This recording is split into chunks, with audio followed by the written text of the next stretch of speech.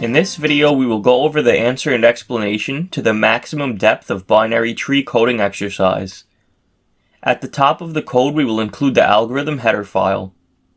Next, let's create a function with an int return type named depth_first_search, which will take in two parameters, a tree node pointer named root and an integer named depth. Inside of this function, we will check if root is null. If that is the case, we will return depth. This will be the base case for our function.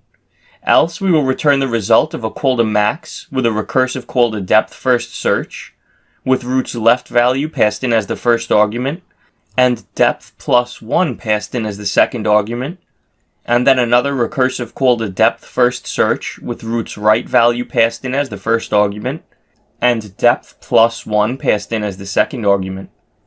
Inside of the max depth function, we will return the result of a call to the depth_first_search function, with root passed in as the first argument, and 0 passed in as the second argument. When we run the code to check our solution, notice that it is correct.